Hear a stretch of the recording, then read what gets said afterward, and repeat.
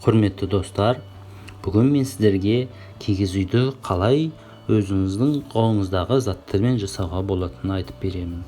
Сонымен сіздерге не керек? Алдымен дүкеннен бамбуктан жасалған шампураларды сатып алсаңыз болады. Бағасы сондай қымбат емес, ары кетсе 350 теңге болады. Қосымша сізге қайшы керек, себебі бұл бамбук таяқшалары ұзын болады. Соны ортасынан бөліп көбірек кереге жасауға керек болады сіздерге. Қосымша кішігірім резинкелер керек болады, өйткені осы керегенің ағаштарын бір-біріне қосып жалғау керек. Сонымен сізге сәт, қанекей бастайық.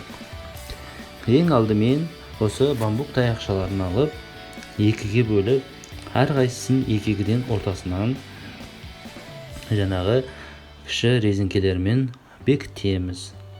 Себебі бұларды алдын ала дайындап қойғанымыз өзімізге артынан жеңіл болады. Сол себептен біз бұларды бір-біріне қосып, көбірек қып дайындап қоямыз. Екі таяқшаның да бір-бірінің ұзындығы бір-біріне пара-пар болу керек. Сонымен мен осы өздеріңіз айтқандай біразын жасап қойдым. Бұны жасаған кезде сіздер бөлек-бөлек жасасаңыздар да болады, немесе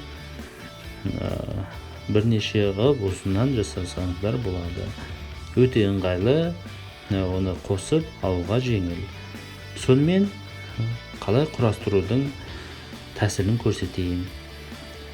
Әр тақтайшаларды осылай бірге қосып, аяқ жағынан жаңағы кішкентай резинкемізбен байлаймыз. Оны бірнеше рет байлағанымыз дұрыс болады, себебі бос болса ол түсіп қалуы мүмкін.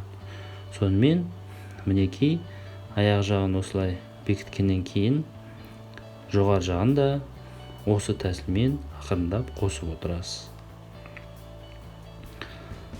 Барлығын қосып болғанда ол кішігірім керегенің іспетіне келеді.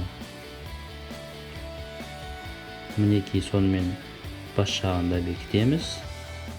Ақырындап оларды да кішкене көбірек таққанымыз жөн болады.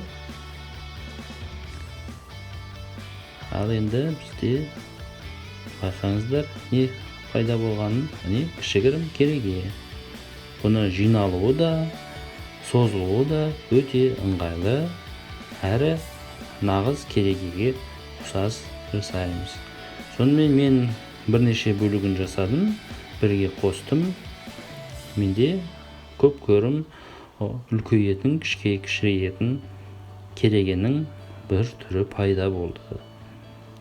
Қаншалықты ұзартсаңыздар да, қысқартсаңыздар да, бұрынғы деген қазақ атам заманындағыдай жиналмалы киіз үй пайда болды.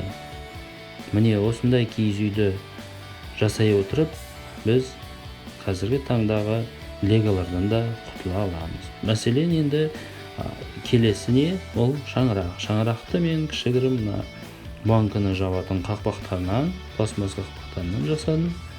Және де уықтарын да осы өзіміздің бамбук таяқшаларынан жасадым. Мінекей сонымен бәрі дайын болды. Негізі бұл ойын лего түрінде жиналатын болса, осындай дөңгелек қорапшаларға салған жөн болады.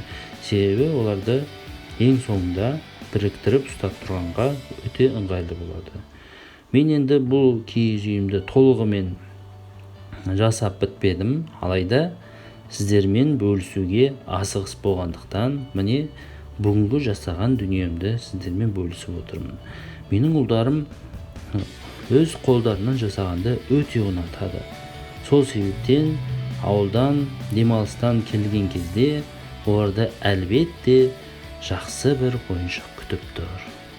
Міне осылайша енді шетелден леголарды сатып алғанша өзіміздің қазақи нақышта дәстүрімізді дәріптейтін табиғи таза ойыншықтарды балаларымызға ұсынсақ жақсы болар еді.